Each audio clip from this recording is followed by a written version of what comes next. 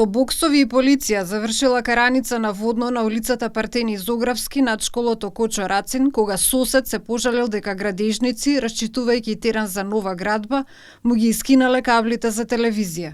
Човек кој се представил како инвеститор го нападнал соседот што се пожалил прво со зборови, а потоа му удрил бокс.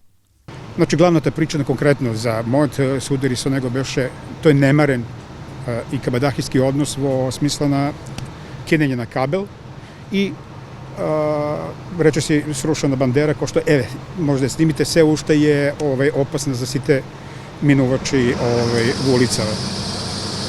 Нормално после една мала караница во која што имаше пцости, признавам, дојде и до физички контакт, ме удри, рефлексно возвратив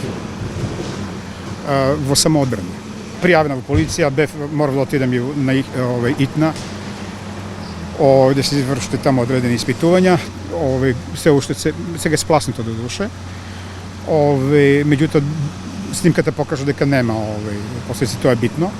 МВР потврди дека имало тепачка. На 17.8.2021 во 14 часот во СВР Скопје било пријавено дека на улицата Партени Зографски бил нарушен јавниот ред и мир со физичка преспетка помеѓу 63 годишен и 62 годишен скопјанин. Направени се записници за констатиран прекршок по членот 11 од Законот за прекршоци против јавниот ред и мир, велат од МВР. Боксирањето е последниот од низата настани последниве 3 месеци поврзани со најавената изградба на нова петкатница на улицата Партени Зографски. Соседите веќе обвинија дека голем дел од објектот ќе се гради во двор кој не им бил даден на користење на сегашните сопственици, туку на други соседи кои имаат дуплекс куќа на која и припаѓал дворот, но не успеале да го откупат од државата.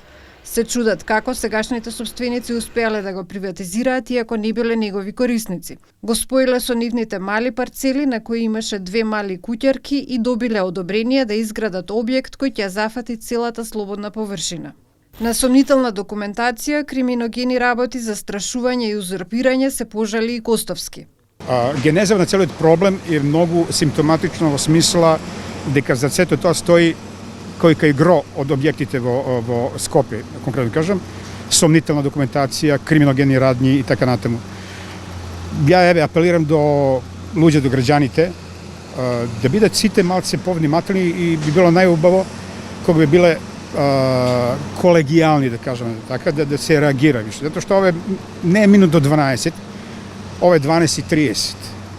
Значи, ова е само една област која што ние узурпира, значи, ни влегува во приватните животи, не застрашуваат и се сомневам и се плашам дека за овие луѓе стојат некои многу позначени фигури. Значи, овде пред нас е една магла во која што се кријат разноразни луѓе, дори тврдам дека постои и, како да ви кажам, содејство и на политички спротивставени опции, затоа што во финансискиот капитал се наоѓаат сите.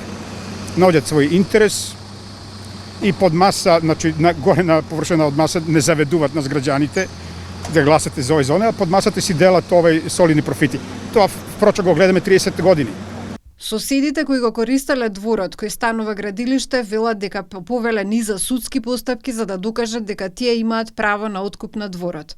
Реагираат за секој чекор на инвеститорот, тргнувајќи од сечата на дрвјата во мај, кога инвеститорот со бокс ја нападнал Маја Сотировска, една од наследниците кои заедно со дуплекс куќата го добиле и дворот во кој сега градат други, па се до расчистување на старите објекти од локацијата оваа недела, кога по кој знае кој пат биле принудени да викаат полиција.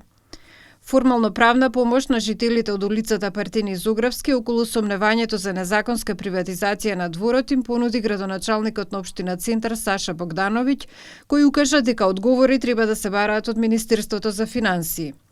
Од финансии 3 месеци не одговараат на прашањето од А1 за приватизацијата на дворот на Водно, а не ги примаат на разговор ниту жителите на улицата Партени Зографски. Представник на сегашните сопственици на дворот и на инвеститорот за А1 веќе изјави дека ги имаат сите потребни документи, а обвинувањата од соседите ги нарече неточни и неосновани. Представникот на инвеститорот и на сопствениците не одговори на прашањата за последната тепачка и на прашањето зошто градилиштето се уште е неоградено.